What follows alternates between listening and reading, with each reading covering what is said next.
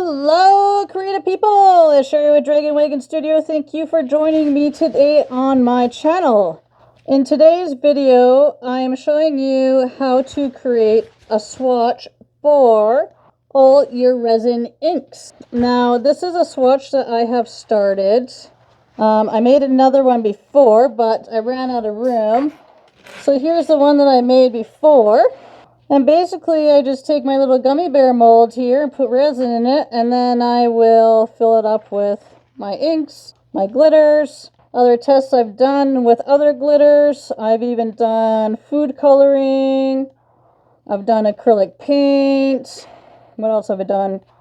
Alcohol inks, all my other glitters that I have bought, holographic, titanium, clear glitters, how they show up. All my metallics, but I ran out of room. So I started a new one, so I have more room.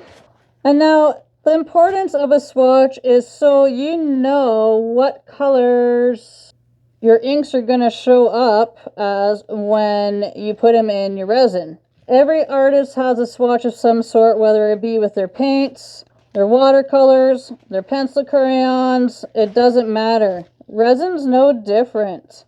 And even in my last swatch here, I even went and I mixed colors together. So in the Tim Holtz Ranger, Flamingo and Sailboat Blue mixed together will create this color, and Sailboat and Limeade this color. So it's really good to do these swatches ahead of time, and you're not wasting resin, you're not wasting inks, you're not wasting materials, you're not wasting time and having failed projects. So do it ahead of time, mix your colors in little molds, and, you know, have fun with it. It's actually really fun to make, and I love these little gummy bears. They're so cute.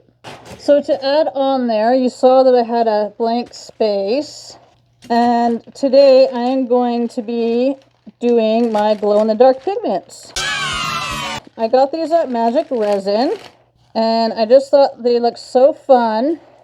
I'll give you a link in the description. They don't sponsor me, so I don't have a coupon code. But yeah, so I am going to try all these pigments out and make a swatch and fill up my row on my boards. And I'll just show you how I do it quickly. I have some leftover resin from another project, so this is kind of how I do it. If I have leftover resin, then I will make something out of it. 9 times out of 10, it's little gummy bears with some colors mixed together, and then I just make the stickers on the computer, some sticker paper, and voila. That's a piece of foam board. You just get it at the dollar store or whatever. Super cheap. You don't want to use like cardstock or anything. These are heavy. You want something like a foam board or a thin piece of wood, something like that. But foam board is nice and cheap, and then you can cut it down to the size that you need, so it works out really great. Okay, so I need my little spoon here and a marker so I can write down what color order. So we'll do light blue for the first one. I usually put these in containers instead of little baggies. They're a lot easier to deal with. I'm just going to take a little tiny bit. They're just little bears. You don't need a lot. Let's mix them in there. And my resin's starting to cure. I'm just going to heat this up a bit. It's been sitting here for a bit, and this room is cold. There we go. Color just dissolves and disappears. I don't even see it. Don't really want any more than 6% of pigment in your resin, or otherwise it compromises your resin. So that one was blue-green. So yeah, I just do this with my pigments. I do this with any mix-ins I get, any alcohol inks, and anything else that you want to test. Doing these tests are really great. I also did this with the chameleon colors. It's just such a good idea to take the 20 minutes to do this quickly, and then you always have a quick reference. Another good reason to do this is if you want to test any of your colors to see if they're light fast. You want to know if your colors fade at all? Make a swatch and just leave it out in the sun and watch it fade over time. Take a picture of it before, take a picture of it a couple months later. You'll find out very quickly which inks will fade fast on you. Little violets. This one's really pretty. I actually mixed some of this in with my amethyst geode to give it little hints of glow in the dark that pop up later on in the evening. So you can also do that to pop up little subtle glow-in-the-dark highlights mixed in with other colors. It's a nice, delightful surprise. I think it looked pretty cool.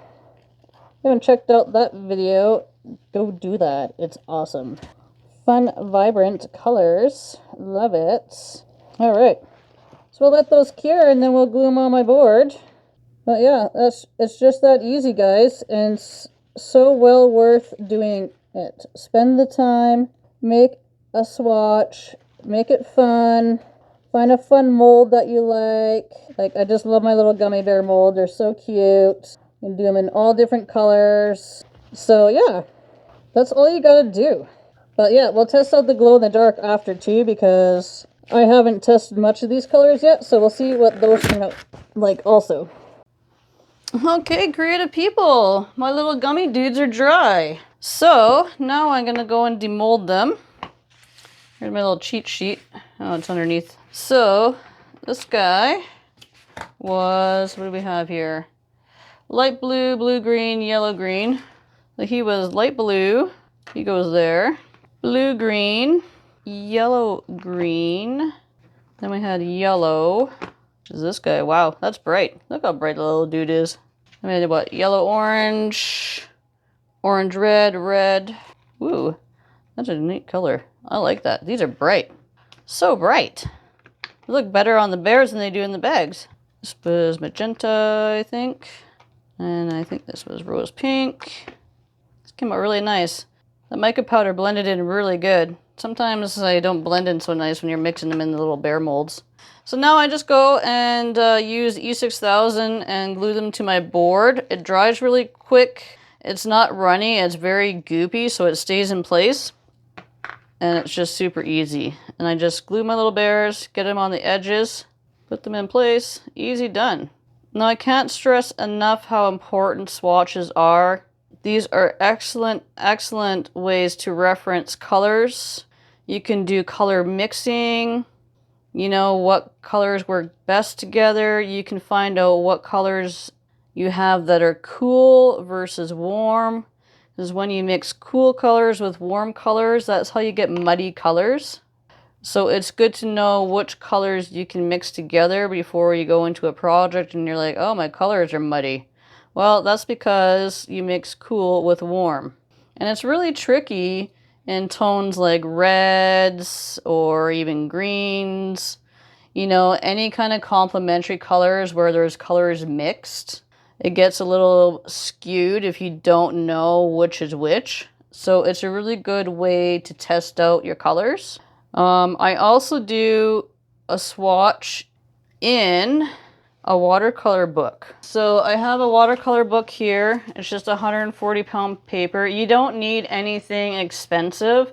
It's just so you have an idea of what your colors look like. So, you know, I'm using the Artist Loft brand from Michaels. It's very inexpensive brand. I'm not painting pictures in here. I am just using this as a reference. So, you know, I got lots. You know, different techniques. I was testing out some gouache, because I work with that. I got some acrylics, my watercolors, my oils, doing different pigments. You know, these are all really great to keep. Mixing up different gold mica powders I put in here. You know, to do that, you can just mix them with acrylic mediums to find out colors rather than pouring resin on your paper. So a little tip for you.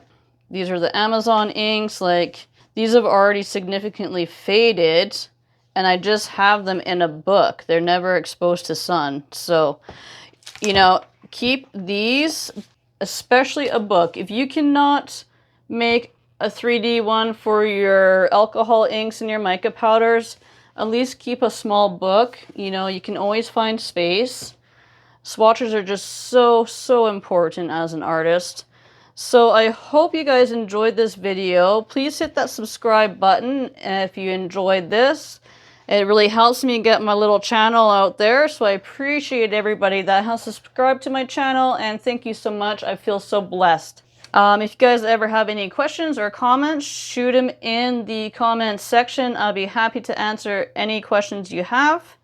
Also open to suggestions. If there's a video you want me to do, let me know. If there's a product you want me to test, I'll test it. So that is the importance of being a professional artist. If you're going for professionalism, this is something that is part of that. You need to know what colors do what. And just so you know, that's what the little bears look like when they're glowing. So cute! Wow, they're really vibrant. And it's not even that dark in here. So just wanted to show you guys the little glowing dudes. Love them, so cute. Thank you so much for watching, and stay creative, and I'll see you guys in the next one.